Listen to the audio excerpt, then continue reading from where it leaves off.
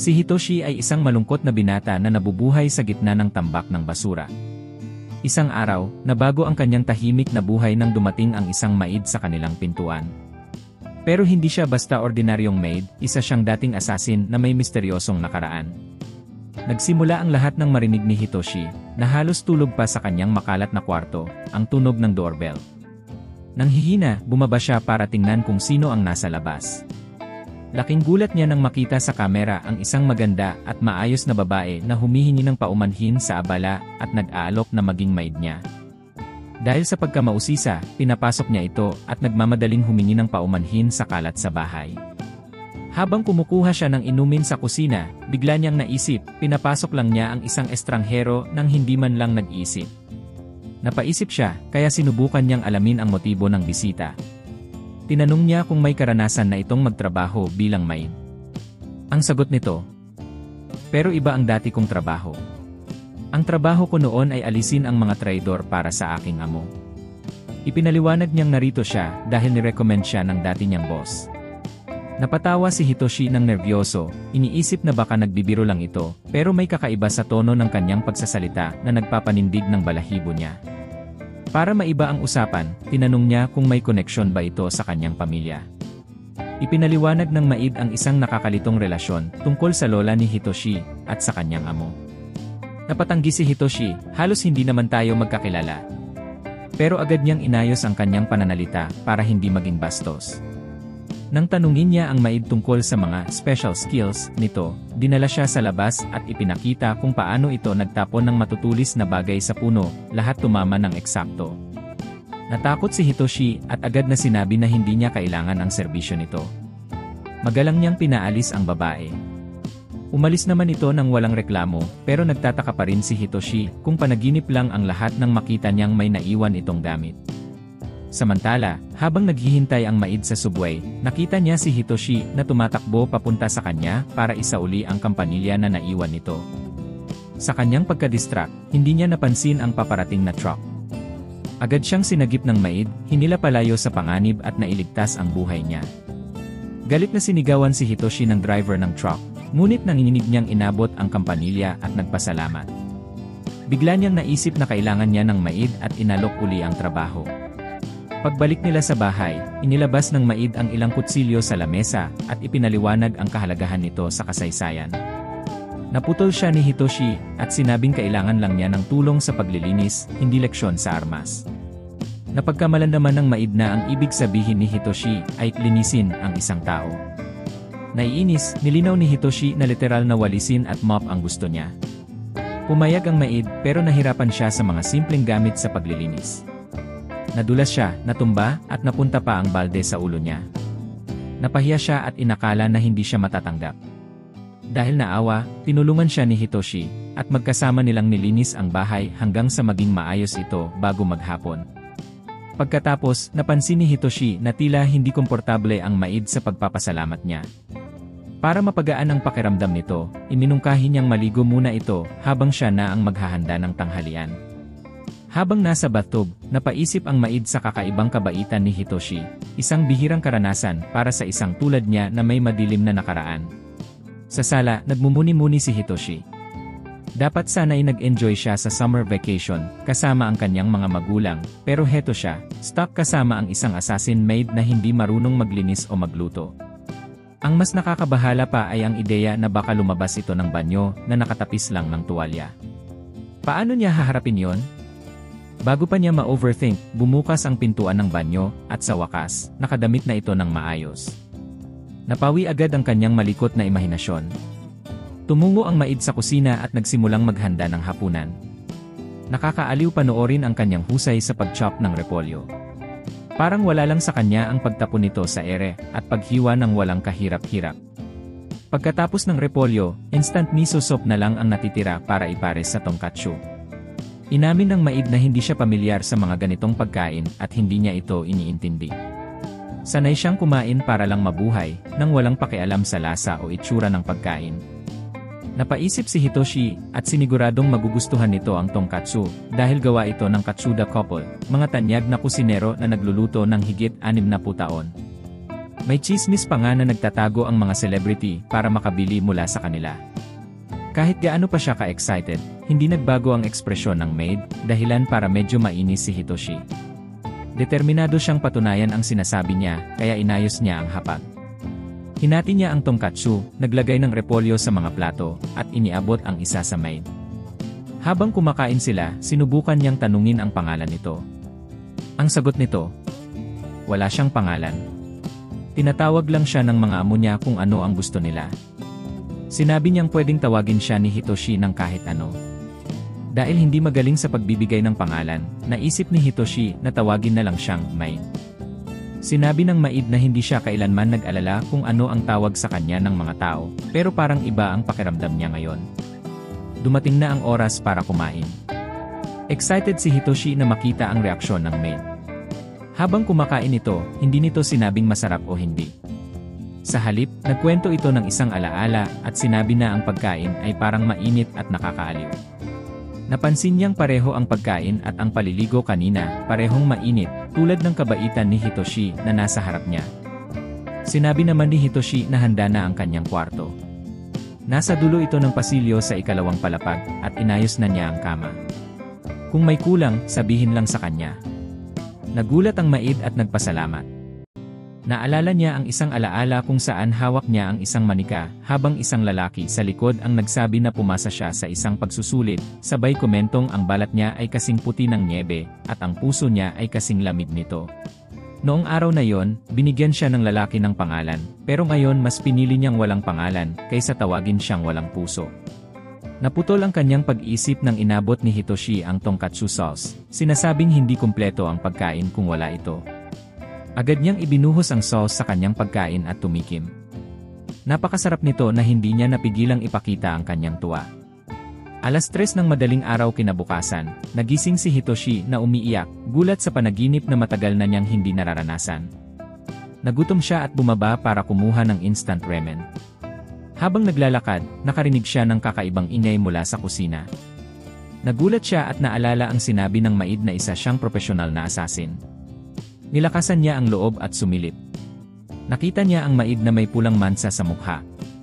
Sa una, akala niya ay dugo, pero nang humarap ito, napagtanto niyang tonkatsu sauce pala yon. Napahiya ang maid at humingi ng paumanhin.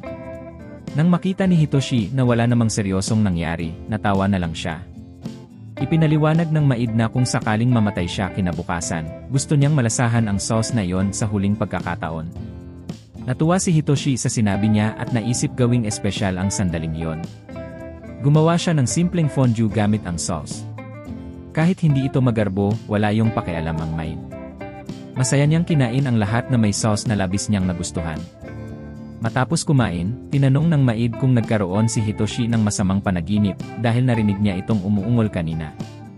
Nag-aalala, pumasok siya sa kwarto ni Hitoshi at nakita itong tumatawag sa kanyang ina. Inamin niya na siya rin ay nagkaroon ng kakaibang panaginip.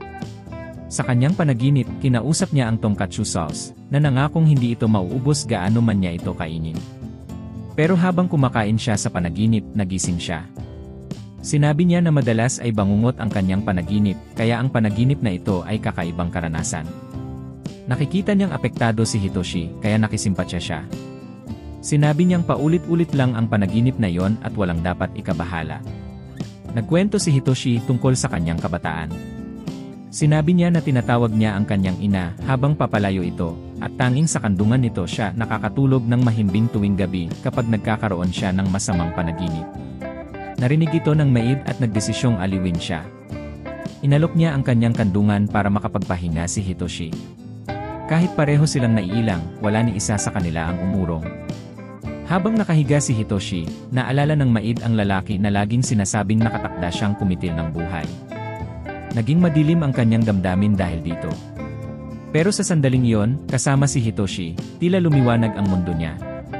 Naging kakaiba ang reaksyon ng kanyang katawan, bumilis ang tibok ng puso, humina ang kanyang paghinga, at pakiramdam niya'y masyadong mabilis ang daloy ng kanyang dugo. Para itong adrenaline rush sa laban, pero ngayon, ibang-iba ang sitwasyon. Hindi niya maintindihan kung bakit ganito ang nararamdaman niya. Ang alam lang niya, gusto niyang malaman ang dahilan. Kinabukasan, habang naglilinis, ginupit ng maid ang kahon ng karton ng napakaayos. Napahanga si Hitoshi sa kanyang bilis at husay. Maya-maya, nakakita siya ng kakaibang hayop na iniwan sa harap ng kanilang pinto, kasama ang isang sulat na may nakasulat na, "Pakisuyo, ampunin niyo po ako." Ayon sa sulat, binili ang hayop bilang isang Pomeranian, pero lumaki ito ng higit sa inaasahan, kaya't iniwan na lang ito ng dating may-ari. Nagalit si Hitoshi sa kawalang-awa ng ginawa, pero nagdesisyon siyang ampunin ang hayop, alam niyang hindi ito mabubuhay sa lansangan. Ngunit iba ang pananaw ng maid. Sinabi niya na ang kakayahang mabuhay ay nakadepende sa instinct. Minsan, ang pag-abandona ay bahagi ng kapalaran. Para sa kanya, kung hindi matututo ang isang nilalang na maging matatag, tiyak na mapapahamak ito. Tinanong niya si Hitoshi kung handa ba talaga siya sa ganitong responsibilidad. Sandaling napaisip si Hitoshi, pero naalala niya nang sagipin siya ng maid noong nakaraang araw. Alam niyang hindi yon gawa ng awa. Paliwanag niya, likas sa tao ang tumulong kapag may nakikitang naghihirap, isang reflex bago pa tayo mag-isip. Sinabi niya sa maid na naintindihan niya ang sakit ng mga iniiwan, kaya gusto niyang tumulong sa hayop. Pagkatapos nilang ayusin ang kalat, bumalik sila sa loob. Bumuo si Hitoshi ng koneksyon sa hayop at inalok ang maid na buhatin ito, pero tila naiilang siya at tumanggi. Napansin ni Hitoshi ang distansya ng maid, kaya inilapit niya ang hayop sa kanya, umaasang mabibigyan siya ng saya. Pero muli, umiwas ang maid. Tinanong niya kung natatakot ba ito sa mga aso. Nahihiyang inamin ng maid na natatakot na siya. Ipinaliwanag niyang noong bata pa siya, iniwan siya ng kanyang mentor sa bundok na napapalibutan ng mababangis na aso, isang karanasan na hindi niya malimutan. Naiintindihan ni Hitoshi ang takot niya at sinigurado niyang hindi siya pinipilit. Pero hinimok pa rin niya ang maid na subukang buhatin ang tuta para masanay siya. Kahit nanginginig, naglakas loob ang maid at binuhat ang matabang maliit na tuta. Kahit takot, hinarap niya ang trauma niya. Napansin ni Hitoshi na kalmado ang tuta at tinanong ang maid kung ano ang pinakanatatakot siya. Sinabi ng maid na takot siya sa matatalas nitong kuko, mababangis na pangil, at matitingkad na mata. Para kay Hitoshi naman, parang malambot at matamis lang ang itsura ng tuta, parang mochi. Bigla, kinagat ng tuta ang daliri ng maid kaya't nataranta siya. Pero kahit takot, hindi niya ito itinapon. Pagkatapos, naupo siya sa sahig, nanginginig na parang muntik ng malagay sa panganib. Napahiya siya at humingi ng paumanhin kay Hitoshi, kahit hindi niya maintindihan kung bakit ganoon ang reaksyon niya. Natawa lang si Hitoshi at sinabi niyang normal lang iyon, at ang ngipin ng tuta ay maaaring tumutubo pa lang. Inalok niyang pumunta sila sa veterinaryo para ipasuri ang tuta. Sa veterinaryo, sinabi ni Hitoshi sa maid na bumili ng mga gamit tulad ng chew toy, mangkok, pagkain, at tali. Hapon na nang makauwi sila, at pinasalamatan ni Hitoshi ang maid sa kanyang tulong. Pinuri ng maid si Hitoshi sa kanyang kabaitan, sinasabing hindi pa siya nakatagpo ng tulad niya. Sa kanyang nakaraan, bawal ang pagkakamali. Lagi niyang ginagawa ang inaasahan sa kanya. Pero iba ang mga hiling ni Hitoshi, simple, mabait, at kakaiba sa nakasanayan niya. Dahil dito, madalas niyang maramdaman na hindi sapat ang kanyang ginagawa. Si Yuki, ang maid, ay madalas makaramdam na hindi siya bagay sa kanyang bagong buhay. Sa dati niyang mundo, lahat ay kailangang patunayan ang kanilang halaga, kahit anong edad o kasarian. Hanggat may kakayahan ka, may silbi ka. Pero dito, parang walang saysay ang kanyang mga kakayahan, kaya't naisip niya kung dapat ba talaga siyang manatili sa payapang bahay na ito. Isang araw, habang naglalakad kasama si Hitoshi at ang aso, hinila ng alaga ang tali nito, hinatak si Hitoshi papunta sa isang sulok.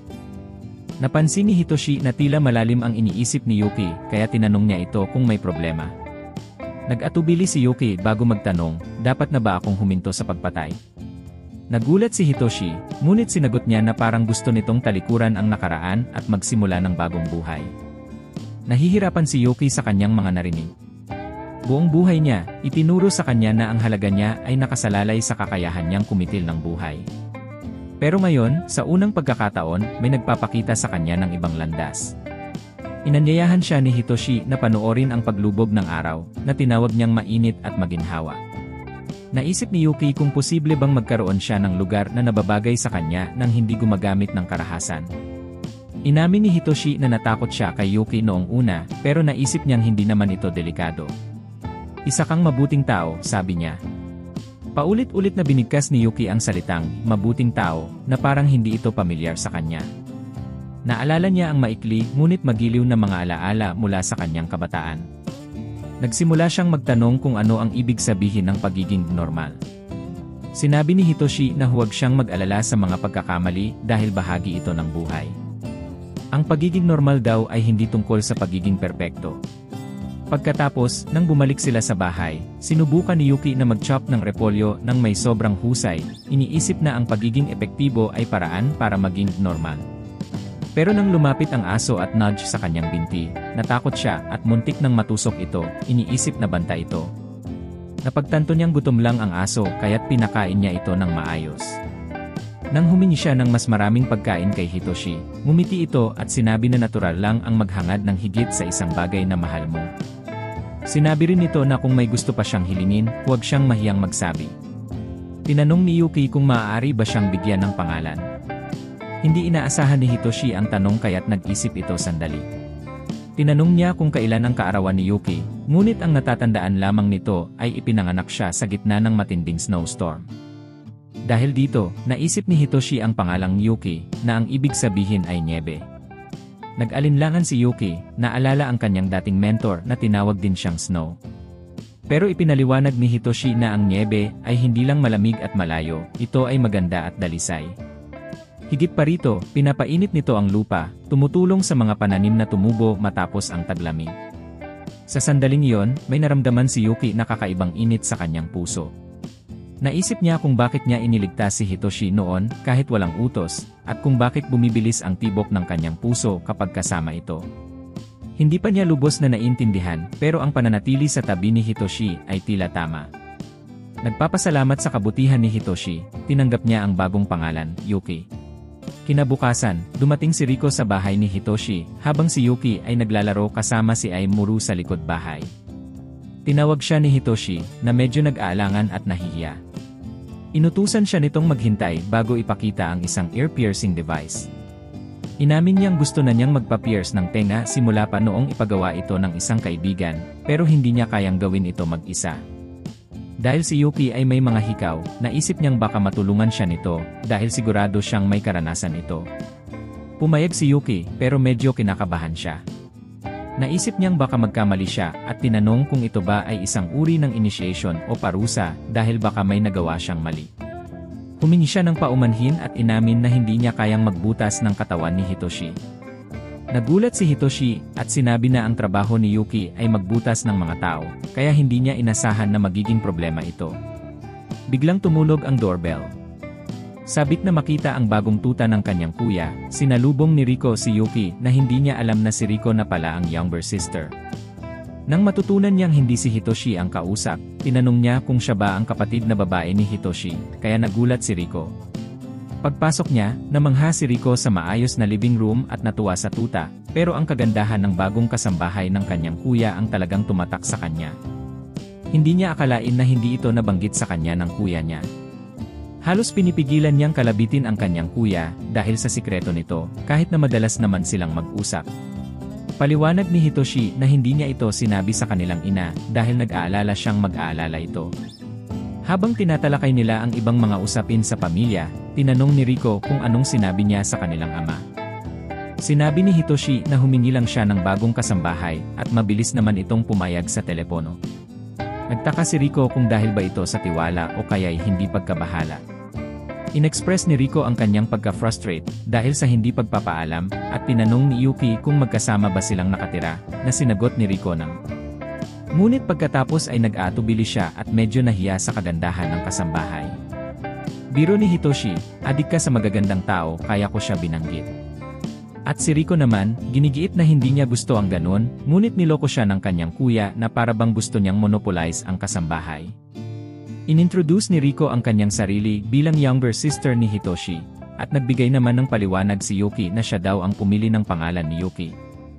Nagulat si Riko sa pagiging thoughtful ng kanyang kuya, ngunit natigilan ng sabihin ni Yuki ang tungkol sa kanyang nakaraan bilang isang assassin. Ibinahagi ni Yuki na humingi siya kay Hitoshi ng pangalan dahil wala siyang sariling pangalan. Hindi na itago ni Hitoshi ang sikreto, kaya naging shocked si Riko. Hindi takot ang naramdaman ni Riko, kundi excitement. Hindi makapaniwala kaya kinuha niya agad ang kanyang notebook at humingi ng autograph ni Yuki. Pumayag naman si Yuki at humanga si Rico sa kanya, iniisip na mas mukhang painting si Yuki kaysa isang mandirigma. Bulong ni Rico kay Hitoshi, mukhang lady si Yuki kaysa assassin. Nang matapos si Yuki sa pag-sign ng autograph, parehong napansin ni Rico at Hitoshi na kakaiba ang sulat ni Yuki. Sinabi ni Rico na hindi normal ang sulat, at ipinaliwanag ni Yuki na marunong siya magsalita ng 12 wika mula sa kanyang mga paglalakbay, pero hindi siya natutong mag-calligraphy. Humingi siya ng paumanhin kung magulo ang sulat, ngunit sabi ni Rico na parang cute na idol na autograph lang ito. Excited na in-announce ni Rico na ang proyekto niya sa bakasyon ay tungkol kay Yuki kung magpapakita siya ng mga skills. Biro ni Hitoshi, wag mong gawing work. Nangako naman si Rico na gagawin lang niyang diary ang tungkol kay Yuki at sa mga kakayahan nito. Habang si Hitoshi, overwhelmed, ay tinakpan ang mukha ng mga kamay.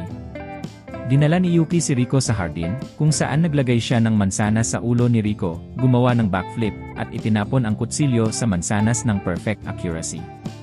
Tuwa na tuwa si Rico at mabilis na nag-note. Tinanong niya kung saan itinatago ni Yuki ang mga kutsilyo. Sinabi ni Yuki na may 16 na nakutsilyo siya sa uniforme, pero pina-reduce ito ni Hitoshi sa 5 piraso dahil sa concern niya sa safety. Ipinakita ni Yuki na may isa sa chest pocket at ang iba ay nasa garter na nasa kanyang skirt na itinaas niya para ipakita. Si Hitoshi, nagmungkahi na sana ay hindi ganon kabuka sa publiko habang bumabalik sila sa loob. Hinangaan ni Rico ang maliit na kampanilya sa buhok ni Yuki, pero nag-alala siya na baka makagambala ito sa mga gawain ni Yuki. Sinigurado ni Yuki na kapag narinig na ng target ang kampanilya, tapos na ang trabaho. Impressed si Rico at mabilis na isinulat ito sa kanyang journal. Nang magutom, tumunog ang tiyan ni Rico, kaya natawa si Hitoshi at inalok siyang mag-lunch. Nang tanungin ni Rico kung ano ang kayang lutuin ni Yuki, magpakumbabang pumayag si Yuki na maghanda ng pagkain at mabilis na nagsimula maggupit ng repolyo, na labis na ikinahanga ni Rico. Ngunit hindi sapat ang repolyo, kaya dinala nila si Yuki sa isang fast food para sa burger at fries. Ipinagtabi ni Hitoshi ang repolyo para sa dinner. Habang kumakain, napansin ni Rico ang poster ng Summer Festival at natuwa dahil alam niyang doon matatagpuan ang paboritong sauce ni Yuki. Nakita ng maid na ang thought na yon ay nagpagutom sa kanya. Naging excited si Yuki at masaya si Rico na pupunta sila sa festival, samantalang tuwang-tuwa si Hitoshi na samahan sila. Dumating sila sa festival ng hapon at agad na napansin ni Rico ang makulay na kapaligiran. Hindi na nag-atubili, hinila agad ni Rico sila papunta sa shooting game, ngunit hindi niya nakuha ang unang tira. Nang si Yuki na ang sumubok, maingat niyang tinutok ang baril pero hindi rin niya ito nakuha, at inamin na hindi siya magaling sa shooting. Pagkatapos, sa goldfish scooping game, ipinakita ni Yuki ang kanyang galing at tinuruan si Rico na ang sikreto ay hindi magpahalata at mabilis magtrabaho. Napansin ng stall owner na napakabait ni Rico sa kanyang older sister, kaya namula si Yuki. Tumuloy sila sa isang stall na nagbebenta ng masarap na tonkatsu sauce, at nang matikman ni Yuki ang pagkain, napaiyak siya sa saya. Dahil sa kasiyahan ni Yuki, inabot ng may-ari ng stall ang isang extra serving ng libre. Habang umalis si Rico upang kumuha ng inumin, hindi siya natawagan, kaya nagdesisyon si Hitoshi na maghintay sa pagbabalik ni Rico. Habang naghihintay, tinanong ni Hitoshi si Yuki kung nakapunta na siya sa isang festival. Naalala ni Yuki na nakapunta na siya, ngunit hindi para mag-enjoy, duty lang ang dahilan. Kasabay ng mga paputok sa langit, namangha silang lahat hanggang sa bumalik si Rico. Nagkita-kita sila at sabay-sabay nilang pinanood ang paputok. Sa daan pabalik, nang kumuha pa sila ng sauce, napansin ni Rico sa journal na nakain na ni Yuki ang 8 servings, kaya nagmungkahi siyang magpahinga muna. Nang makita ang sitwasyon, nagbiro si Rico na baka siya pa ang nagiging older sister sa kanilang dalawa. Nang biglang dumaan ang isang motorcyclist at halos mabangga si Rico, kinwento ni Yuki ang nangyari at naisalba siya, kaya namangha si Rico, wala nang ibang nakapag-akay sa kanya maliban sa kanyang ama. Kinuha ni Hitoshi ang mga nahulog na gamit at nagkomento na nararapat lamang sa ganitong mga kriminal ang parusang langit. Nang marinig ito, agad na tumakbo si Yuki upang habulin ang magnanakaw. Hinikayat ni Rico na sundan siya para madokumentuhan ang mga nangyayari. Pinanood nila si Yuki na magtapon ng kanyang mga kutsilyo at na-hold ang motorcyclist. Nang maghanda siyang magtapon pa ng isa pang kutsilyo, nakiusap si Hitoshi na huwag patayin ang lalaki. Hinaplos ni Yuki ang helmet ng magnanakaw, itinuturing na ito na ang kanyang parusa. Sabay sinabi kay Hitoshi na gutom na siya.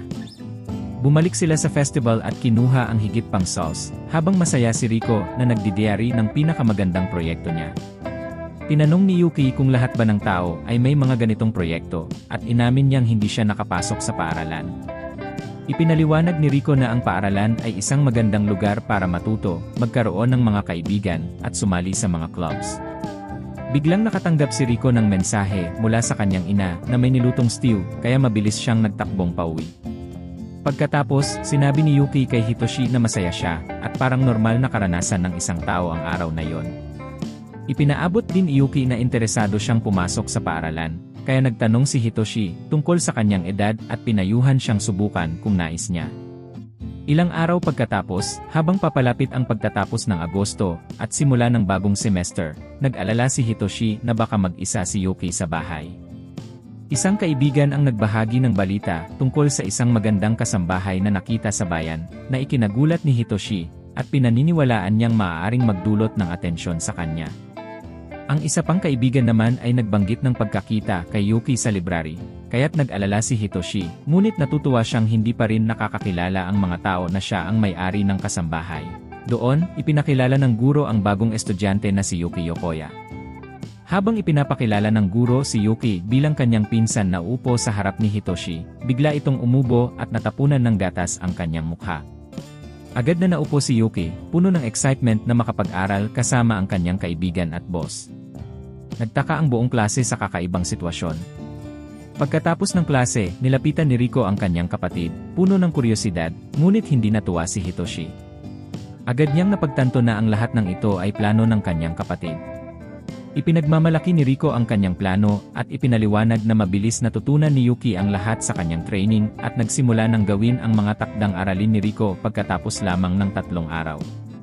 Dahil sa bilis ng pagkatuto ni Yuki, nagdesisyon sila ni Rico na mag-enroll si Yuki sa school. Binuhos ni Hitoshi ang mga tanong kay Yuki, paano siya nakatransfer sa kanyang school? Bakit ginamit ang kanyang apelyido? At paano siya napunta sa kanyang klase?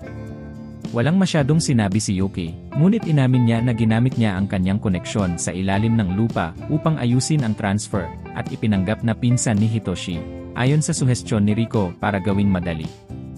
Tungkol naman sa pagiging magkaklase, inamin ni Yuki na siguro mas matanda siya, pero akala niyang makakatulong sa kanya na maglingkod kay Hitoshi kung magkasama sila sa klase. Nang tanungin kung bakit itinago ito, inamin ni Yuki na sinunod lang niya ang gusto ni Rico, dahil sinabi ng bata na mas magiging masaya kung ganito.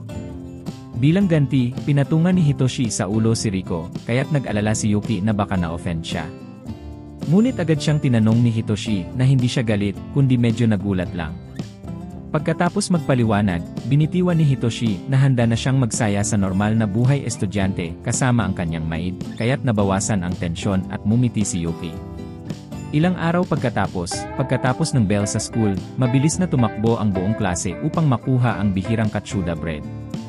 Habang nakaupo, tinanong ni Hitoshi si Yuki kung ano ang gusto niyang pagkain para sa lunch at binanggit niyang magtutungo siya sa convenience store. Naintriga si Yuki at hindi matanggal sa isip ang tungkol sa katsuda bread. Ipinaliwanag ni Hitoshi ang kakaibang bread, kailangan tumakbo agad pagkatapos ng klase upang makuha ito.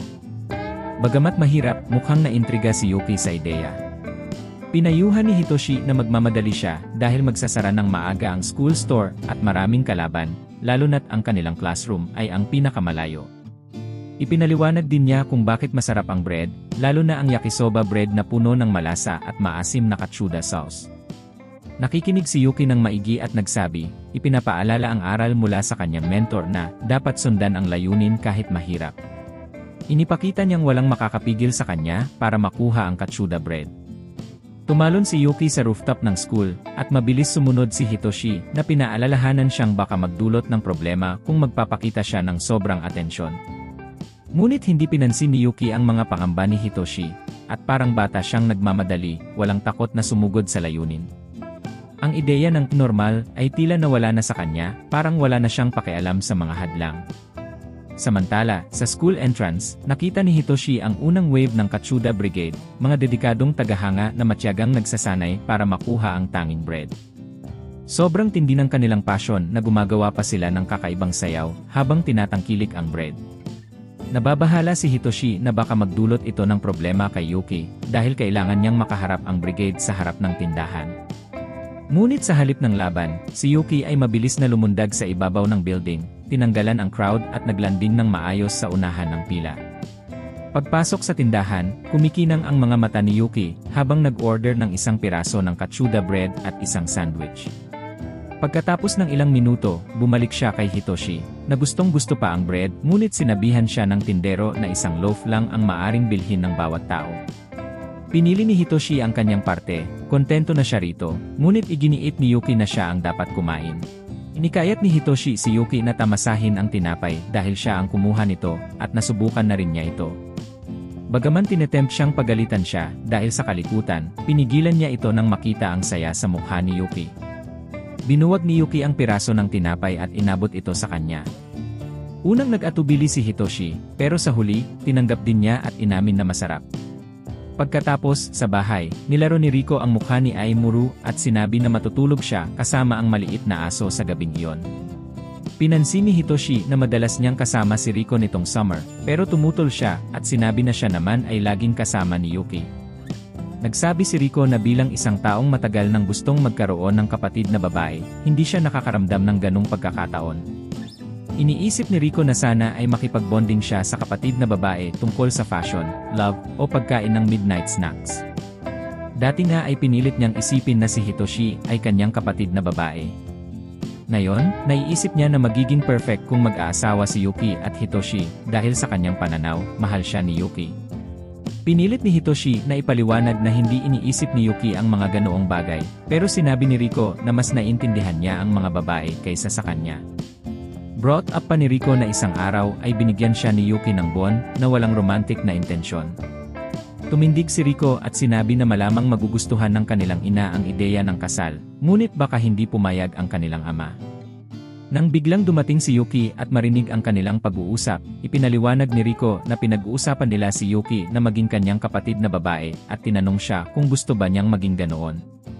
Inamin ni Yuki na humahanga siya kay Hitoshi, kaya't nahiya siya. Sa ibang pagkakataon, humiling si Rico kay Yuki na balatan ang kanyang simon. Nang magkakasama sila sa bakuran, sinabi ni Rico na hindi gumagamit ng makeup si Yuki, pero parang bawat batang babae na ideal beauty pa rin siya. Sumang-ayon si Yuki na nakatulong ang kanyang natural na hitsura, ngunit inamin niyang hindi siya kasing ganda ng kaibigan ni Rico. Binanggit ni Yuki na cute at perceptive si Rico, na ikinatuwa at ikinahiya ni Rico dahil bihira siyang makatagpo ng ganong papuri. Nag-joke si Rico kung magiging kasing ganda ba siya ni Yuki balang araw, at natawa sila at sinabing dahil tinri niyang tattoo sauce, lumambot ang balat niya. Tinikman ni Rico ang simon na may sauce at nakita niyang masarap. Habang pinagmamasdan sila, naisip ni Hitoshi kung paano naging malapit na si Yuki kay Rico, parang pamilya na sila, lahat ng ito dahil sa mga pagsisikap ni Rico. Nagpasok si Rico sa kanyang mga pag-iisip, nang magpatawa, tanungin kung gusto ba niyang magkaroon ng fiance na kagaya ni Yuki. Nahihiya si Hitoshi at inamin niyang, kaya't sinabi ni Rico na sila ay engaged na. Samantala, may misteryosong pusa na nanonood mula sa mga palumpong. Kinabukasan sa school, naalala ni Hitoshi kung paano siya iniiwasan ni Rico at ni Yuki buong weekend, kaya't nagkulang siya sa tulog. Nakatulog siya sa klase at binato siya ng guro ng piraso ng chalk. Mahusay na tinadtad ni Yuki ang chalk sa hangin, pero tumama pa rin sa mata ni Hitoshi, kaya dinala siya sa infirmary.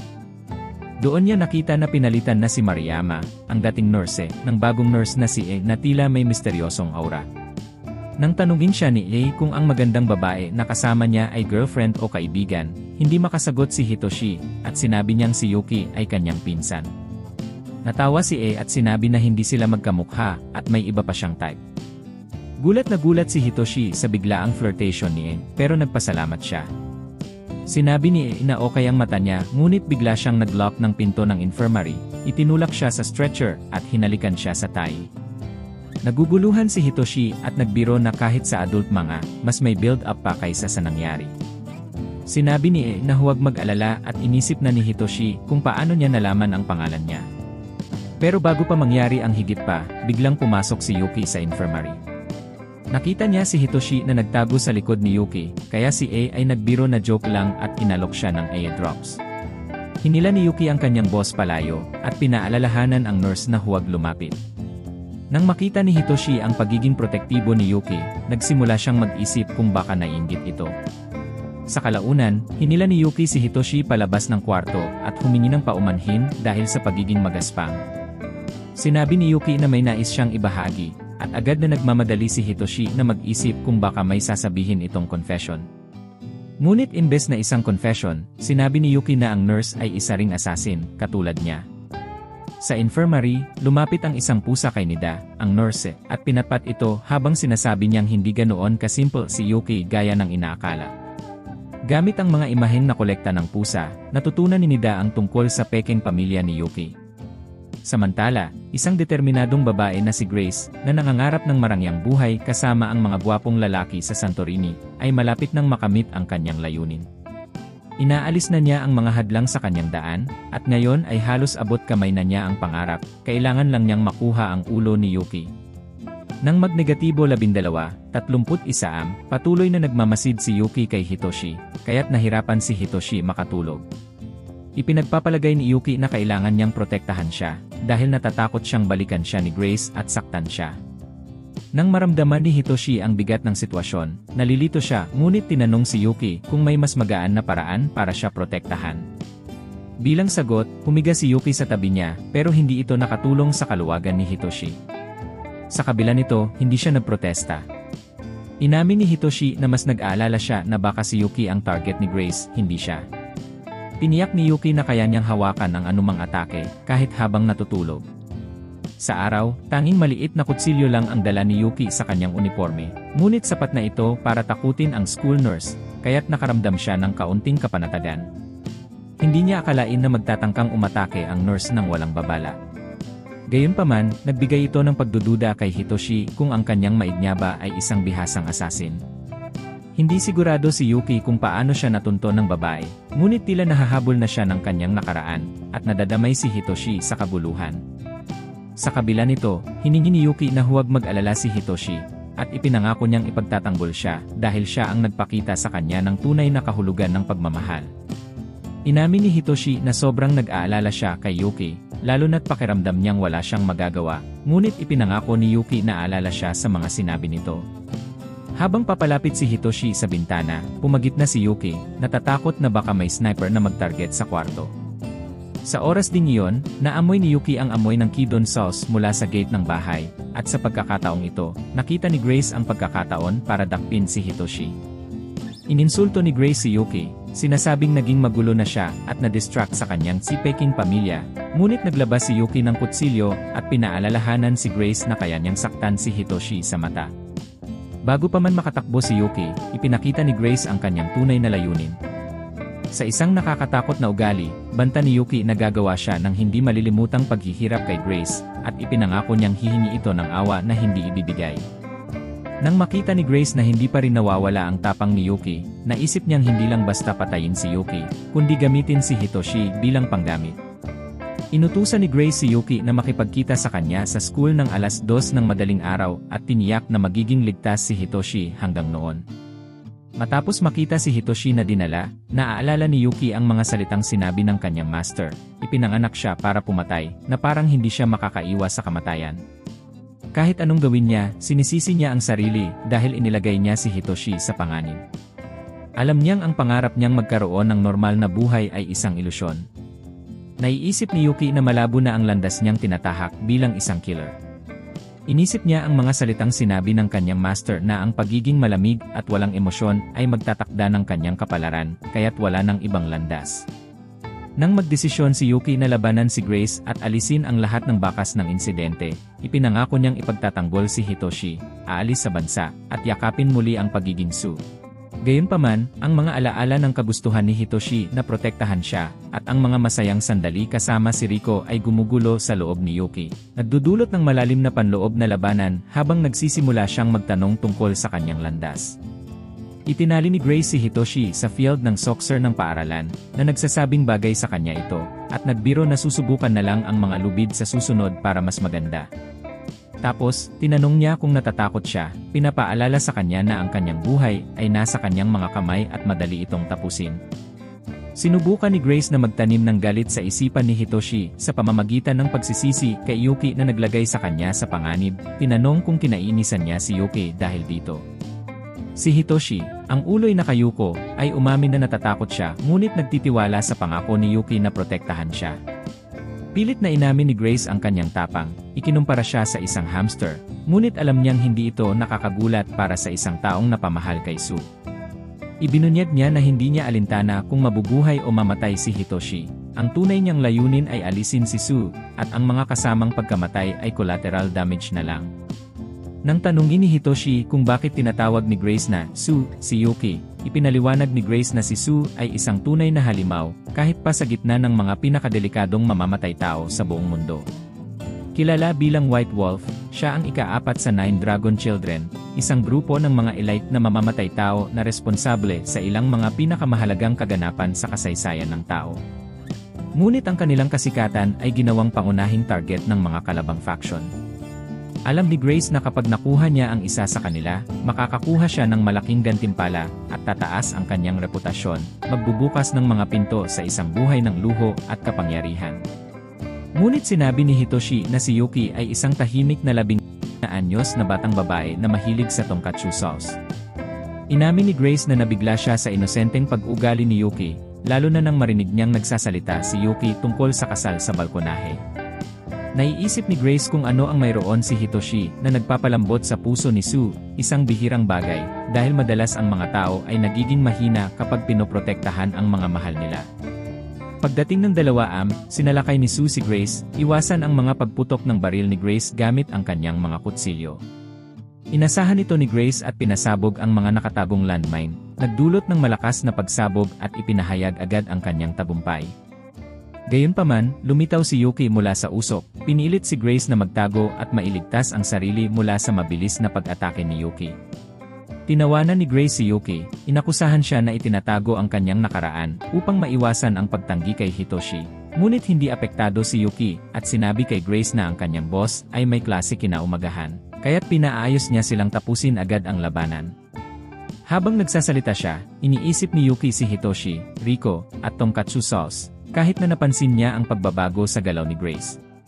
Naisip ni Grace kung si Yuki ay walang pusong sapat upang hayaang mawala ng isang braso si Hitoshi, kaya itinutok niya ang laser rifle sa mga braso ng batang lalaki upang pigilan ang mga matinding dalaw. Ngunit nagmadali si Yuki na umatake ng walang pag-aalinlangan, at naalala ni Grace ang mga salita ng kanyang guro, hindi pinapalampas ng White Wolf ang kanyang biktima. Kumbinsido si Grace na hindi alintana ni Yuki ang buhay ng bata, kaya't binaril niya si Hitoshi. Ngunit pinrotektahan siya ni Yuki sa pamamagitan ng mga kutsilyong itinapon niya na tinamaan lahat ng mga bala, tinanggihan ang lahat ng mga ito. Napagtanto ni Grace ang kanyang pagkakamali, ang paggamit ng laser sights, upang takutin siya ay ginawa lang siyang vulnerable. Nang subukan niyang patakbuhin ang mga iba pang device sa kanyang telepono, winasak ni Yuki ito gamit ang isang kutsilyo. Ipinahayag ng ika-4 na anak ng 9 Dragon Children na tinalo na ni Yuki si Grace. Nang hihinayang, sinubukang humugot ng arma si Grace, ngunit nahubaran siya at nalamog ng mabilis na mga palo ni Yuki. Nang makita ang kanyang katapusan, nagpanik si Grace at naghahanap ng paraan upang makaligtas. Nagbato siya ng mga insulto, nagbabanta na kahit patayin ni Yuki si Grace, marami pang mamamatay tao ang darating para kunin ang gantimpala sa kanyang ulo. Napagtanto ni Yuki na gagastos siya ng buong buhay sa pakikipaglaban sa iba na malayo sa isang normal na buhay. Bagamat tinanggap ng White Wolf ang kapalarang ito noon, hindi niya na tinatanggap ito ngayon. Tumanggi siyang patuloy na pumatay o hayaang mamatay ang iba dahil sa kanya. Determinado siyang magbago at magtayo ng bagong buhay at maghanap ng normal na pag-iral kasama ang mga tao na tunay na nagmamahal sa kanya. Pinakawalan niya si Hitoshi at iniwan si Grace upang mag-isip tungkol sa kung gaano kalapit siya sa kamatayan. Sa huli, nakita ni Grace si Yuki sa kanyang tunay na anyo, isang matigas na babaeng inosente na hindi titigil hanggang makuha niya ang kanyang layunin. Matapos ang lahat, humalakhak si Grace sa pagpapalabas ng desperasyon. Pagkalabas nila ng paaralan, binanggit ni Hitoshi ang mga nangyari sa araw na iyon at tiwala siyang ililigtas siya ni Yuki. Nang makuha ang mensahe, humingi ng tawad si Yuki kay Hitoshi dahil sa panganib na inilagay siya at inalok na umalis sa buhay nito kung nais niya. Ngunit hinawakan siya ni Hitoshi sa kamay at humiling na turuan siya ng self-defense na determinadong suportahan siya mula ngayon. Ilang araw pagkatapos, kumikislap si Yuki sa volleyball court, pinapahanga ang lahat ng tao sa kanyang mga kakayahan na parang isang profesional na atleta. Ang kanyang pambihirang galing ay nag-iwan ng lahat, lalo na ang mga lalaki, na hindi maintindihan kung paano si Hitoshi, na kanilang tinitignang isang ordinaryong tao, ay may kaugnayan sa isang tulad ni Yuki. Ngunit si Hitoshi, kahit na nakatuon ang lahat kay Yuki, ay hindi mapigilang mag-isip tungkol kay Nida, ang school doctor na nagbunyag ng nakakagulat na lihim ni Yuki bilang isa sa mga anak ng dragon. Ang revelation na ito ay nagpalalim pa sa kanyang pagka-curious kay Yuki at sa misteryosong nakaraan nito. Habang naglalaro, umiti si Yuki kay Hitoshi na nagdulot ng inggit sa mga lalaki. Naputol ang kanilang reaksyon nang may volleyball na papunta kay Hitoshi. Pero si Nida, na ngayon ay ipinakita bilang si Grace, at nagkunwaring si teacher, ang sumagip sa kanya. Lalo pang pinahirap ni Grace ang sitwasyon nang sabihin niyang siya ay pinsan ni Hitoshi. Ibinabalik tayo ng kwento ilang linggo nang magbunyag si Grace ng kanyang tunay na katauhan bilang isang bihasang assassin na nakatuon sa intelligence at tactics, hindi tulad ni Yuki na bihasa sa pakikidigma gamit ang mga kutsilyo.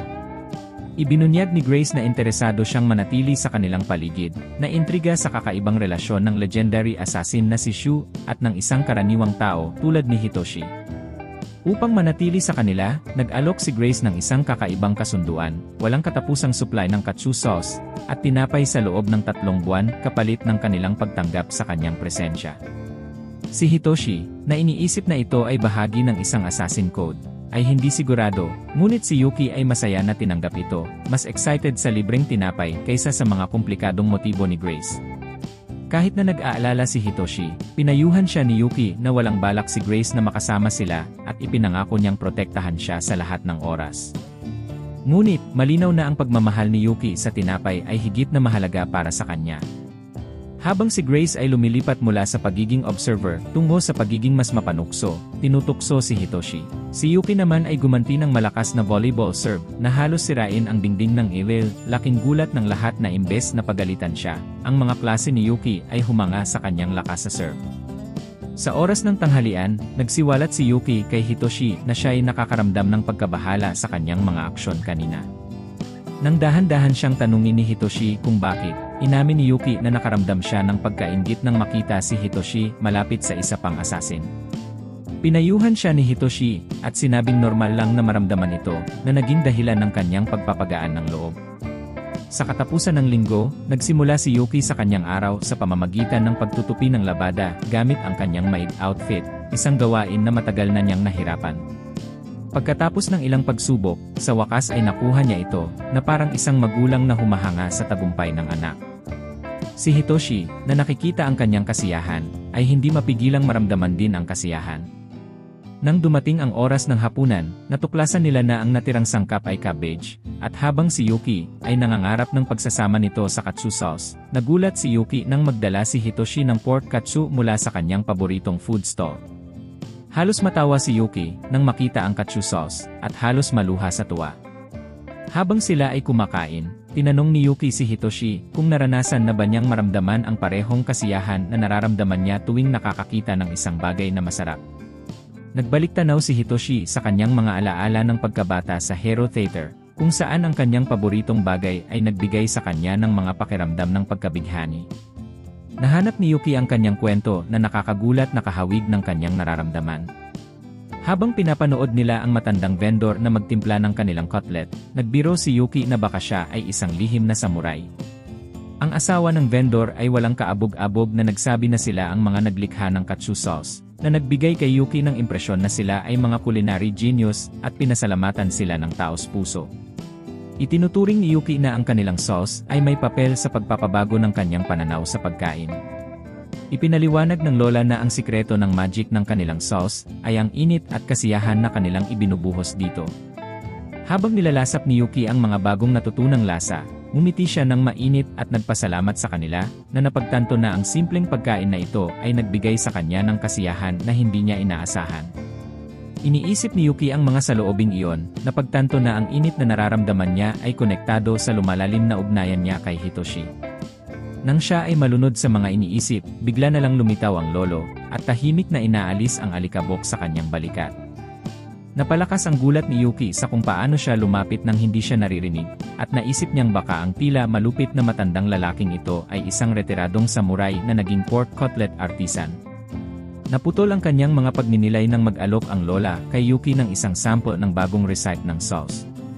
Parang pusa na tinatangkilik ang gatas, tinanggap ni Yuki ang kutsarang bahagi ng sauce. Ang lasa nito ay isang pagpapahayag, at sa isang kagat, naramdaman niyang siya ay dinala sa ibang mundo, na labis na nahulog sa lasa nitong kahanga-hanga. Pagkatapos ng hapunan, si Hitoshi ay nakatagpo ng sarili niyang magkahalong emosyon. Kuryoso siya tungkol sa mga lihim ng siyam na anak ng dragon, ngunit nag-atubili siya. Habang pinapanood ang bagong saya ni Yuki sa kanilang tahimik na buhay, nararamdaman niyang baka ang pagsisiyasat sa nakaraan nito ay magdudulot lang ng sakit. Naiintindihan niya ang pakiramdam na iyon, dahil ang mga alaala ng kanyang ina na iniwan siya noong siya ay bata pa ay bumabalik sa kanyang isipan. Sa kanyang panaginip, gusto niyang yakapin siya ng isang huling pagkakataon, ngunit dumaan siya at nag-iwan ng sakit na hindi niya kayang alisin. Nagising siya na may mga luha sa mukha, at hindi na malayang tinatawag ang pangalan ni Yuki. Napansin ni Yuki ang kalungkutan ni Hitoshi, at mahinahong sinabi na nahulog siya habang natutulog. Nahihiya si Hitoshi, at nagmamadaling humingi ng paumanhin, at aksidenteng nabangga siya ni Yuki. Nauunawaan ang hindi sinasabi niyang lungkot, iniimbitahan siya ni Yuki na magpahinga sa kanyang lap, upang magbigay ng aliw.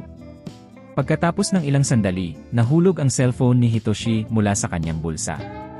Nang kunin ito ni Yuki, nakita niyang naghahanap si Hitoshi ng impormasyon tungkol sa kanyang misteryosong nakaraan. Malalim na huminga si Yuki at sinabi niyang hindi rin niya alam ang marami tungkol sa siyam na anak ng dragon. Ang kanyang boses ay kalmado, ngunit puno ng pagninilay, ipinaliwanag niyang bilang isang assassin, palagi niyang sinusunod ang mga utos ng kanyang master, at hindi kailanman naging bahagi ng organisasyon. Bagaman nakatagpo siya ng ibang miyembro, hindi ito mahalaga sa kanya. Ang tanging layunin niya ay tapusin ang kanyang misyon ng walang kabiguan. Ipinagtapat ni Yuki na ang kanyang nakaraan ay patuloy na nagpapalakas ng anino, kaya't ang kasalukuyan niyang buhay ay pakiramdam niya ay isang panandaliang ilusyon ng init. Ngunit tuwing tinitignan niya si Hitoshi, natatandaan niya kung ano ang tunay na hinahanap niya, ang pagkakataon na mamuhay bilang isang ordinaryong babae. Naapektuhan sa kanyang pagiging tapat, ipinahayag ni Hitoshi na nararamdaman niya ang parehong pananabik. Matapos ang karanasan kay Grace, nagnanais siyang makipag-ugnayan kay Yuki at suportahan siya sa pagtupad ng kanyang pangarap. Ngumiti si Yuki ng mahinahon na nagdulot kay Hitoshi ng pamumula. Hinikayat ng kanyang mga tapat na emosyon, nagpasya si Yuki na magbukas pa ng higit. Ibinunyag niya na ang dahilan kung bakit niya pinayagan si Hitoshi na magpahinga sa kanyang lap ay dahil noong una itong nangyari, naramdaman niyang sa unang pagkakataon ay talagang nagbigay siya ng tunay na aliw sa isang tao. Isang tunay na koneksyon na nag-iwan ng marka sa kanya. Tiniyak niya kay Hitoshi na kapag siya ay ginuguluhan ng mga masamang panaginip, ang kanyang lap ay palaging naroroon upang aliwin siya. Apektado sa kanyang sinseridad, ipinahayag ni Hitoshi na ang kanyang kamakailang panaginip ay hindi isang bangungot, kundi isang bagay na puno ng pag-asa. Isang bisyon ni Yuki na nag-aalok sa kanya ng init at aliw na nawala mula nang umalis ang kanyang ina. Kinabukasan, nagsimula si Yuki ng kanyang araw gaya ng dati, nagising, nagbihis, at nagsimula sa mga pang-araw-araw na gawain.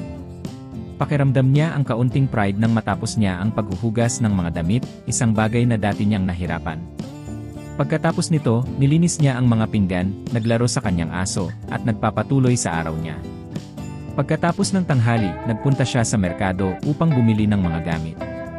Habang naglalakad, napansin niya ang mga titig mula sa mga kalalakihan na nagpaparamdam sa kanya ng hindi komportableng pakiramdam.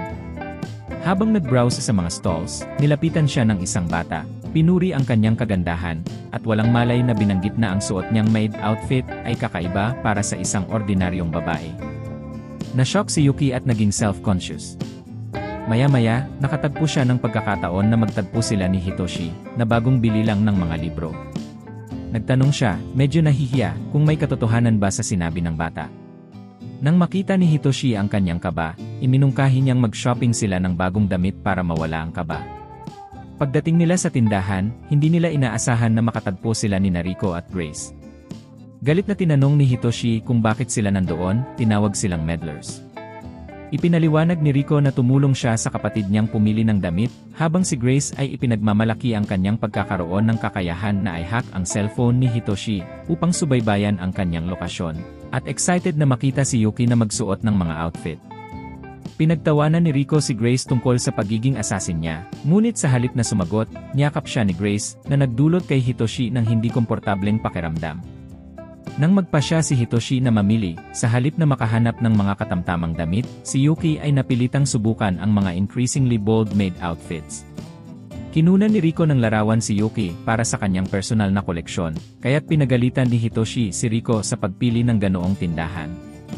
Nagmungkahi si Grace ng isa pang tindahan, at sa kabila ng mga pag-aalangan ni Hitoshi, tumuloy pa rin sila at lumalala ang sitwasyon. Nag-try si Yuki ng iba't ibang outfits, ilan sa mga ito ay elegante, at may ilan ding labis na provocative. Bawat pagkakataon, tinitignan nila si Hitoshi para sa opinyon niya. Nang mahinahon niyang ipahayag na mas gusto niya ang simpleng puting dress, tinawanan siya ni Grace, tinutukso siya ng mga masasamang haka-haka, na lalo pang ikinahiya ni Hitoshi. Matapos ang magulo nilang shopping spree, nagdesisyon na silang tapusin ang kanilang pamimili. Dahil malapit na ang Halloween, iminungkahi ni Rico na maghanap sila ng mga costume. Sinubukan ni Yuki ang mga costume gaya ng isang witch at police officer, at bawat isa ay lalong pinahusay ang kanyang kagandahan. Samantala, napansin ni Hitoshi ang isang poster ng horror movie at excited na ibinahagi ang kanyang pagmamahal sa genre na iyon. Agad na nagsuggest sina Grace at Rico na manood sila ng pelikula, pero naguguluhan si Yuki. Nang tanungin siya, inamin niyang nakapunta na siya sa sinehan, pero tanging sa mga misyon ng pagpatay lang, hindi para magsaya. Nang sumunod, nagtungo ang grupo sa sinehan upang manood ng pelikula. Sa kabila ng pagiging isang bihasang asasina, natakot si Yuki sa mga zombies sa pelikula. Pagkatapos ng pelikula, habang nahihirapan siyang alisin ang takot, pinapalakas siya ni Hitoshi, at pinaalala sa kanya na kaya niyang labanan ang anumang zombie threat. Ngunit hindi pa rin siya matino, nagreklamo siya kay Hitoshi tungkol sa ideya ng mga nabubulok na katawan na gumagala, sinasabi niyang kailangan nila ng hangin sa kanilang mga nabubulok na bibig. Napansin ni Hitoshi na tinitingnan ni Yuki ang lahat ng bagay mula sa pananaw ng kanyang karanasan bilang assassin. Upang pagaanin ang mood, kumuha sila ng ilang snacks at nagsaya sila. Nahulog ang pansin ng isang batang pink-haired na babae na sinaka na nagmamasid mula sa malayo. Gustong makisali sa kasiyahan pero pinagsabihan siya ng guro niya na manatiling maingat at magbantay. Nang si Grace ay papauwi na, nag-alok siyang samahan si Rico pabalik at suggested na mag-isa nang umuwi si Yuki. Ngunit nagdesisyon si Yuki na mag-detour muna, huminto upang magmasid sa sarili sa mga bagong damit na binili niya. Bagamat elegante ang mga bagong damit, palaging bumabalik sa kanyang isipan ang kanyang maid uniform. Pagkatapos ng ilang saglit na pag-isip, nagdesisyon siyang magpalit pabalik sa maid outfit, na mas komportable siya. Pagkatapos magbihis, naglaan siya ng oras upang maglaro kasama ang kanyang masiglang aso na si Aimu. Habang naglalaro sila, bigla niyang napansin na wala pa siyang nahugasang damit buong araw. Nang makita ang maduming towel ni Aimu, nagdesisyon siyang labhan ito, pero ayaw ibigay sa kanya ni Aimu ang towel. Kinuha ni Aimu ang towel at mabilis na tumakbo palayo. Bago pa siya makahabol, biglang nawala ng kuryente, at ang nakakakilabot na mga kidlat sa labas ay nagpapaalala kay Yuki ng mga nakakatakot na zombie sa pelikula. Sa gitna ng kaguluhan, tumakbo si Aimu na may hawak na towel sa kanyang bibig, sumabit sa mesa at nagkalat ang pagkain. Ang kalat ay napunta kay Aimu, napuno ng pagkain at hawak pa rin ang towel. Ang nakakatakot na eksena ay nagpaistorbo kay Yuki, at si Aimu, napuno ng pagkain at may towel na nakasabit sa bibig, ay mukhang isang nilalang mula sa isang bangungot. Dahil sa instinct, kinuha ni Yuki ang isang kutsilyo at pinutol ang towel. Si Aimu ay humagulgol ng malungkot dahil sa nasirang towel, kaya nakaramdam ng guilty si Yuki. Agad niyang ipinangako na ayusin ito kahit na mukhang wala ng pag-asa. Ilang saglit lang, dumating si Hitoshi, halatang amused pero duda sa kakayahan ni Yuki na ayusin ang towel matapos makita ang kalagayan nito. Bagamat nakakatawa, sinuportahan ni Hitoshi ang desisyon ni Yuki at hinangaan ang kanyang determinasyon. Nang makita ni Hitoshi na nagpalit si Yuki pabalik sa maid outfit, tinanong niya kung hindi ba niya gusto ang mga damit na binili nila. Pinanatag siya ni Yuki na gustong-gusto niya ang bagong mga damit, ngunit ipinaliwanag niyang ang maid uniform ay isang mahalagang alaala mula sa kanyang yumaong guro. Siya ang nag-udyok kay Yuki na mangarap ng magkaroon ng normal na buhay, at ito lang ang natirang alaala na mayroon siya. Nag-aalalang tinanong niya kung okay lang ba na isuot pa ito kahit na tila kakaiba. Ngumiti si Hitoshi ng mainit at sinabi na walang masama sa pagiging ikaw, kung ikaw man ay natatakot sa zombies, isang dating assassin, o isang simpleng babae na may malasakit sa kanyang maid outfit. Pinaalala niya kay Yuki na lahat tayo may mga kakaibang bagay, at ang mahalaga ay maging tapat sa kung sino ka. Touched sa kanyang mga salita, nakaramdam ng ginhawa si Yuki, at sumang-ayon si Aimu sa pamamagitan ng kanyang pagbark. Nang makita ni Hitoshi ang nasirang towel na hawak niya, napansin niyang pareho ito sa towel na nahanap nila kanina. Naisip niyang mahalaga ito kay Aimu dahil may amoy ito ng kanyang mga magulang. Nang marinig ito, naging mas determinado si Yuki na ayusin ito. Ibinahagi niya na siya rin ay may isang mahalagang alaala, maliit na kampana na nagpapaalala sa kanya ng kanyang kapatid. Nagulat si Hitoshi dahil hindi niya alam na may kapatid si Yuki. Upang matulungan hanapin ang kapatid ni Yuki, nakipag-deal si Hitoshi kay Grace. Kung ibibigay niya ang isang clue, bibigyan siya ni Hitoshi ng ramen. Habang kumakain, inamin ni Grace na wala siyang alam, pero nagbiro siya na ang bowl ng ramen ay ang bayad para sa tanong. Nagbigay siya ng tanging lead na alam niya, ang kampana ni Yuki at ang pangalang Nha.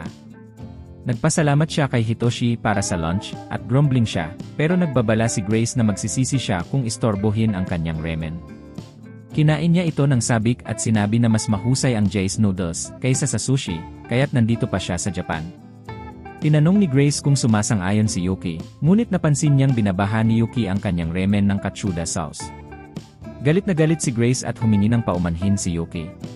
Habang iyon, si Yuki, na naubusan na ng sarsa, ay pumunta sa tindahan ni Ilria Katsuda kasama ang kanyang mga kaibigan, ngunit natuklasan niyang lahat ay naubos na at naibenta na sa isang estudyante. Sinabihan siyang bumalik na lang sa susunod na linggo. Determinado na sulitin ang natirang kaunting sarsa, nang angako si Yuki na pahahalagahan ang bawat patak nito hanggang makabili siya ulit. Napansin ng kanyang mga kaibigan ang kanyang kalungkutan, kaya tinanong siya ni Hitoshi tungkol sa kanyang kapatid. Nais niyang malaman kung anong sasabihin ni Yuki kung magkikita silang muli.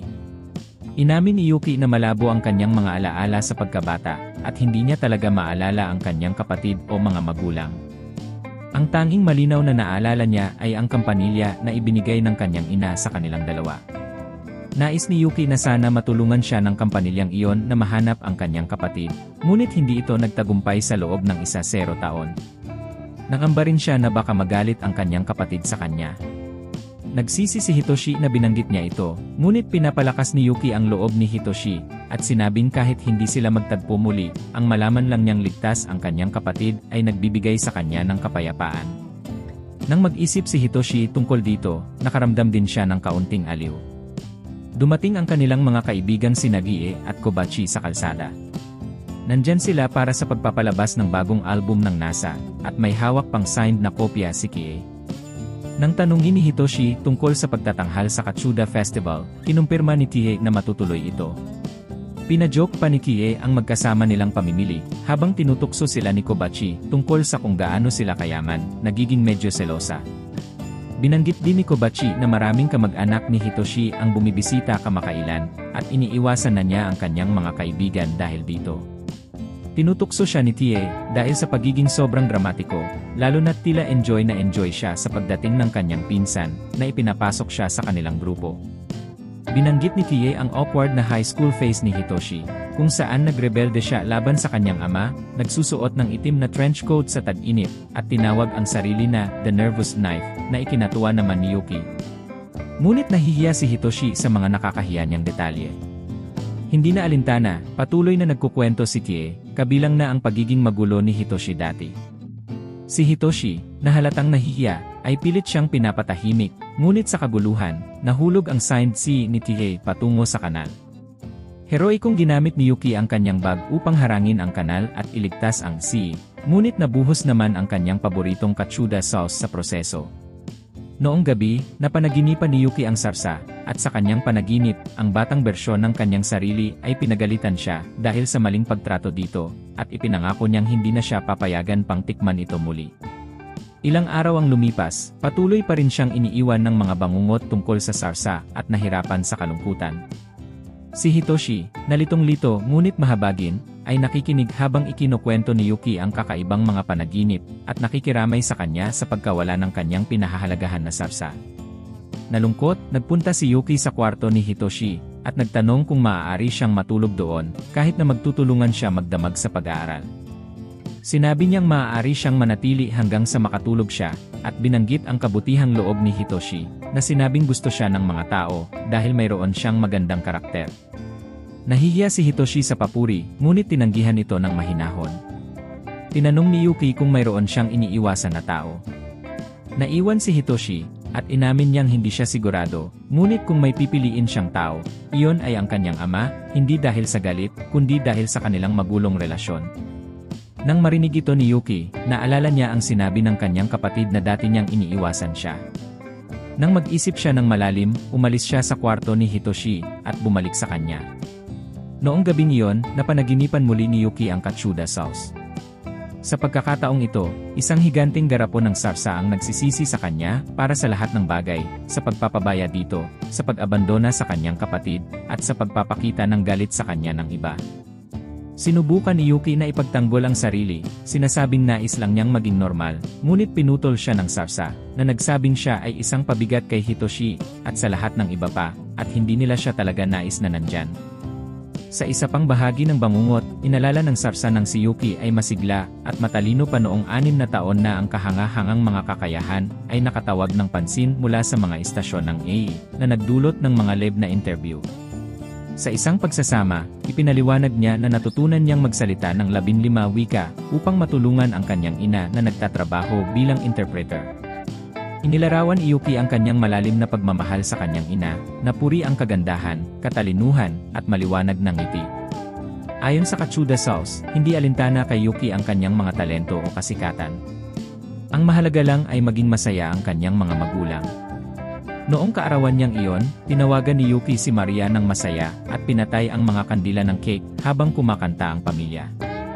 Biglang tumunog ang doorbell, at habang ang mga magulang niya ay nagpunta upang sumagot, sumigaw si Maria habang ang mundo ay natunaw at ang kanyang mga magulang ay nagkaila ng mga estranghero.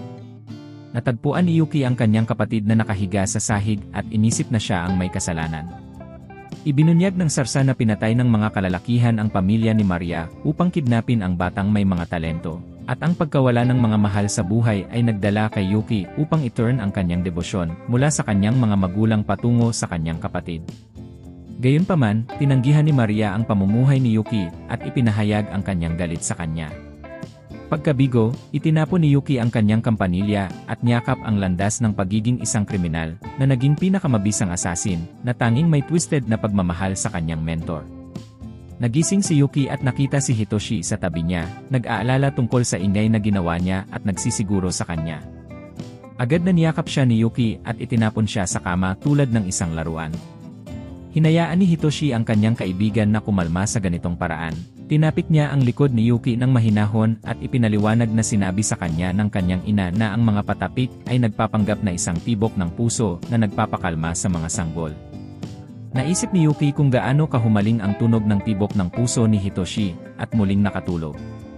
Kinabukasan, inabisuhan ni Nagie at Kobachi si Yuki tungkol sa Katsuda Festival, isang tradisyon sa paaralan na pinagsasama ang mga kaganapan sa sports, kultura, at musika, kung saan maghaharap ang mga klase para sa ranggo, at ang nagwagi ay makakatanggap ng premium na Katsuda sauce. Agad na pinagsisihan ni Hitoshi na sinabi kay Yuki ito dahil maliit lang ang tsansa nilang manalo. Bihira ang mga estudyanteng first year na manalo ng walang karanasan, at ang klase ng Pangulo ng Student Council ay inaasahang mangunguna. Upang magka-chance sila, kailangan nilang mag-excel sa cultural festival at mag-maintain ng mataas na grado. Tiniyak ni Yuki na wala siyang bagsak na subjects na nagpapahina kay Hitoshi dahil ang mga average ng klase ay may epekto sa kanilang overall score. Ang average ng klase ni Yuki ay 60, pero ang kanya ay 42, kaya't bahagya lamang niyang natutugunan ang 370 na participation requirement. Natatakot siyang mawalan ng pagkakataon sa kompetisyon, ngunit pinapakalma siya ng kaibigan niya at sinasabing basta hindi siya mabigo sa anumang subject, magiging maayos ang lahat. Dahil dito, nagkaroon siya ng motibasyon at nagpa siya na gawin ang kanyang makakaya. Samantala, humahanga ang kasambahay na si Grace sa katsuda bread na nakuha ni Yuki, kahit na mahirap hanapin ito ngayon. Pagod na siya sa mga pinapagawa sa kanya at naiisip niyang sanay mas pinahahalagahan ang kanyang mga pagsisikap. Ngumiti si Yuki at nagpasalamat, ngunit nakukonsensya si Grace, lalo na't kamakailan lang ay inagaw siya ng best friend niya. Nang humupa ang lahat, inutusan ng guro ang mga estudyante na umalis bago pa malaman ang kanilang kasunduan at nagsimula ng mag-grade ng mga test. Tinanong ni Yuki si Hitoshi kung ano ang mga resulta na kailangan para manalo sa festival, ngunit pinayuhan siya ni Hitoshi na baka magdulot ito ng peligro sa kanyang tunay na pagkatao.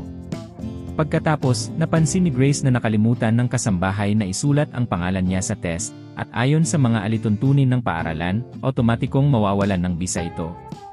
Nagdududa si Yuki sa mabilis niyang pag-appreciate sa guro, lalo pat maganda ang naging resulta ng exam. Mabilis na tinanong ni Hitoshi kung papayagan ba siya ng guro na itama ang pagkakamali.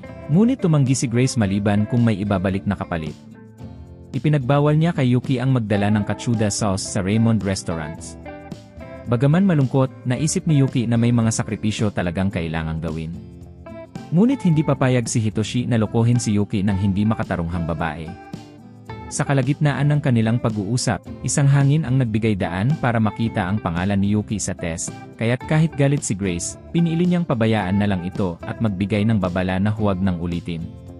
Pagkaalis ni Grace, inisip ni Hitoshi na baka si Yuki ang nagsabot ng test, ngunit siya pala ay isang klase nilang kaklase, si Nakahikage, na lihim na nagkasundo at nagsabi na alam niya kung paano manalo sa festival.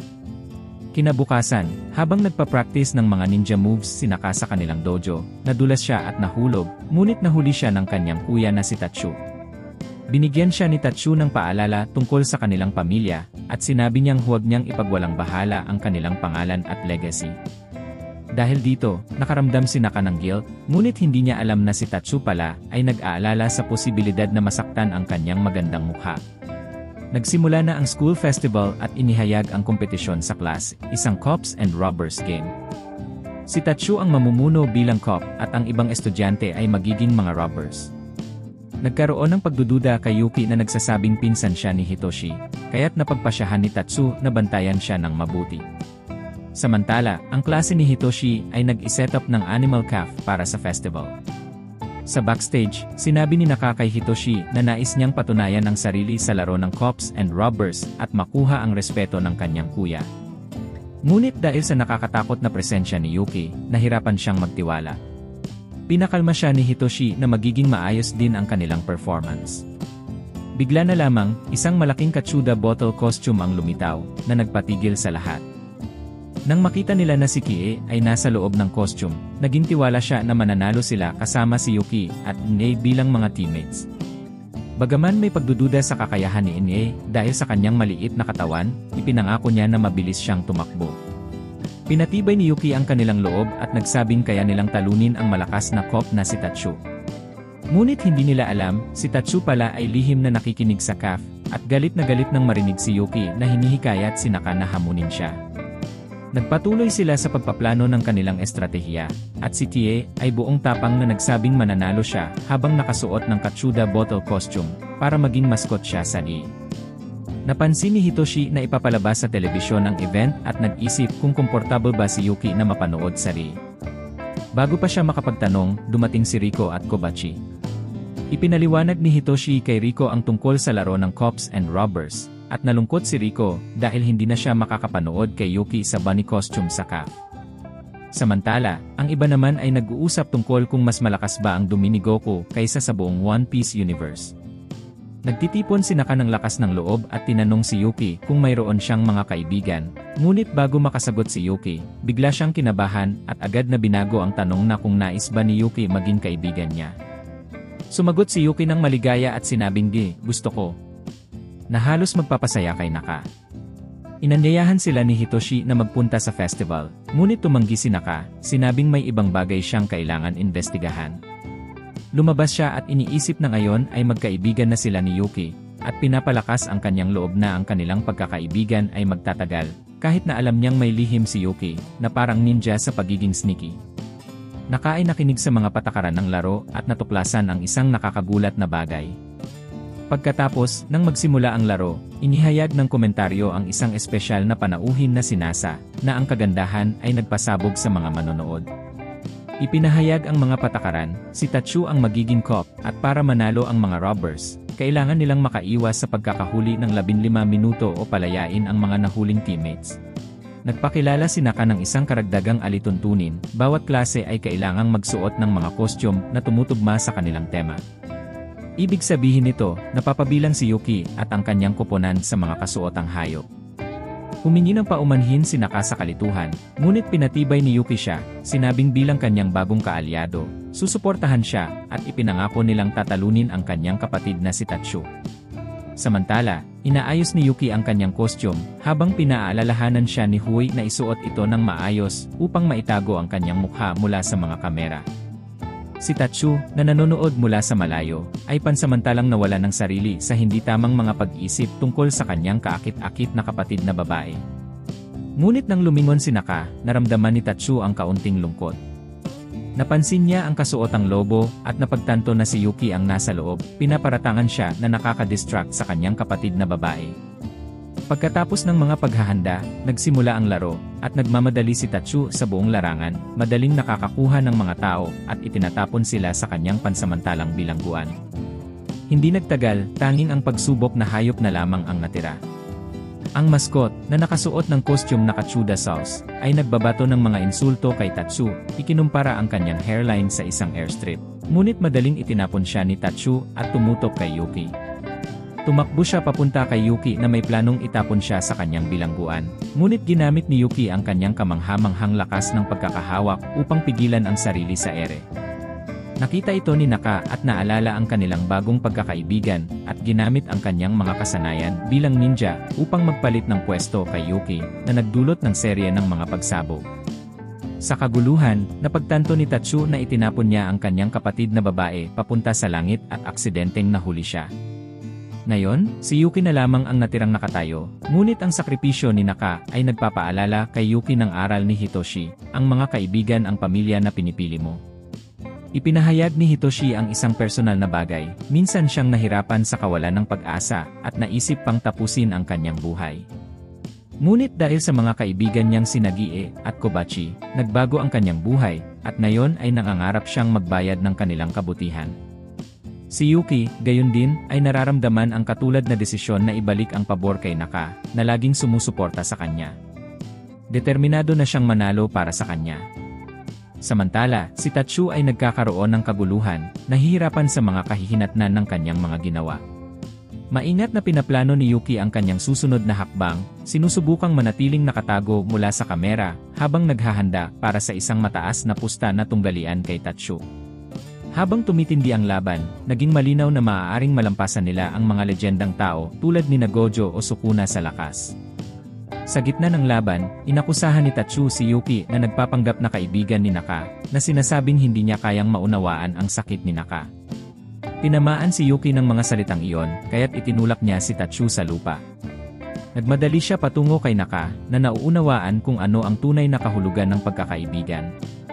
Hinawakan ni Yuki ang kamay ni Naka at tiniyak sa kanya na mas nauunawaan na niya ang mga pagsubok niya at humiling na maging kaibigan muli.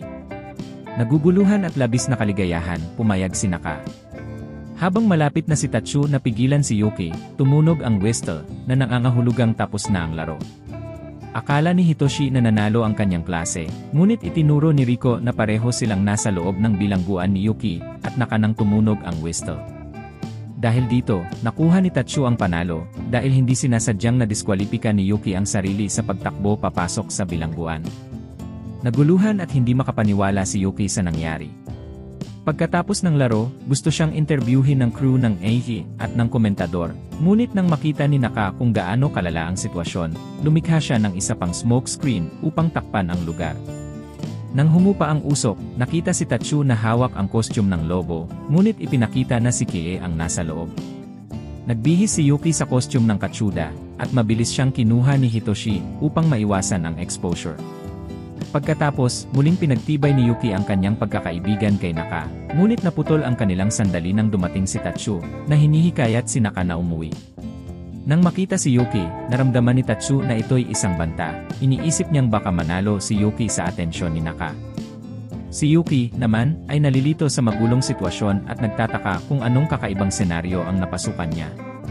Bago umalis, binalaan siya ni Tatsu na layuan ang atensyon ng kanyang kapatid, na lalong nagpatindi sa pagkalito ni Yuki. Ngunit tiniyak ni Yuki kay Naka na inaasahan niyang magkikita silang muli sa paaralan, na nagbigay saya sa kanilang dalawa. Nang gabing iyon, nakita ni Hitoshi si Yuki sa bubong at tinanong kung malungkot siya dahil sa pagkatalo. Inamin ni Yuki na bagamat nakatutok siya sa pagkapanalo, ngayon ay nararamdaman niyang may nararamdaman siyang kilig sa kanyang tiyan. Ipinaliwanag ni Hitoshi na siya ay nakakaramdam ng kasiyahan, at napagtanto ni Yuki na nagsisimula siyang magustuhan ang mga ganitong sandali. Inamin niya na ayaw niyang matapos ang pista, ngunit tiniyak ni Hitoshi na may susunod na taon na pagdiriwang para muling hamunin si Tatsu. Ang pag-iisip na iyon ay nagpasaya kay Yuki, at naalala niyang gaano kabago ang kanyang buhay ngayon kumpara sa dati niyang buhay bilang isang mamamatay tao, kung saan hindi tiyak ang hinaharap. Sa bagong kabanatang ito, maaari na niyang pahalagahan ang maliliit na kasiyahan at maghintay para sa bukas. Ilang araw matapos iyon, bumisita si Yuki sa bahay ni Hitoshi upang ipakita ang kanyang kahanga-hangang kasanayan sa pagtapon ng kutsilyo. Pinasalamatan siya ng lahat, ngunit hindi siya ganoon ka-proud. Iniisip niyang mas magaling pa ang kanyang kapatid na si Tatsu. Samantala, binuksan ni Naka ang kanyang nararamdaman tungkol sa hindi paggusto sa pagiging ninja at nais niyang mamuhay ng normal. Nakiramay si Yuki at sinabi niyang pareho silang nararamdaman. Nagpasimula ito ng isang koneksyon sa pagitan nila at iminumungkahi ni Yuki na mag-usap pa sila na nagbigay saya kay Naka. Dumating si Grace at tinukso si Hitoshi, sinasabing ngayon nakasama si Naka sa grupo, tumaas ang bilang ng kanyang baby mamas. Agad itong tinanggihan ni Hitoshi at tinawag itong kalokohan. Sa kaguluhan, nabulabog ang lollipop ni Grace sa hiwa ng kutsilyo, at bagamat humingi ng paumanhin si Yuki, halata ang bahagyang selos niya sa kung gaano kasanayan si Grace sa pagpapakita ng kakayahan. Tinanong ni Naka kung kasali ba si Grace sa kanilang trabaho, at ipinahayag ni Grace na hindi lamang siya isang mamamatay tao, kundi alam din niyang kabilang si Naka sa pamilya Ninja Hikage, na ikinagulat ni Naka. Tanong ni Hitoshi kung bakit bisita si Grace, at sinabi ni Grace na mawawala siya ng Pasko dahil sa misyon sa China. Inihayag niya rin na maaaring makatagpo siya ng mga kasapi mula sa dating organisasyon ni Yuki at mangalap ng impormasyon tungkol sa kapatid na babae ni Yuki. Bago umalis, pabirong sinabi ni Grace kay Hitoshi na ipalo si Yuki parang pabo para sa Pasko, ngunit tumanggi si Hitoshi.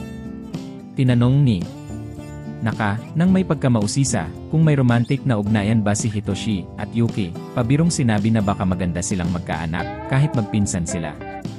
Agad itong itinama ni Hitoshi, sinabing hindi sila magkasintahan. Tahimik lang si Yuki, ngunit sa loob-loob niya, nagkakaroon siya ng mga bagong pananaw. Inamin niya sa kanyang sarili na dati, nakatutok lamang siya sa sarili. Ngunit ngayon, sa tulong ni Hitoshi at ng iba, nararamdaman niyang may responsibilidad siyang protektahan ang mga ito.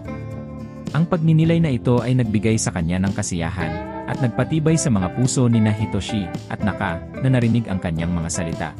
Habang nag-iisip si Hitoshi, naniniwala siyang nakikita siya ni Yuki bilang bahagi ng pamilya at hindi bilang isang romantikong interes. Kasabay ng pag-ulan ng nyebe sa paligid nila, nakatanggap si Inoshi ng mensahe mula sa kanyang ama na nagsasabing uwi siya para sa bagong taon kinabukasan.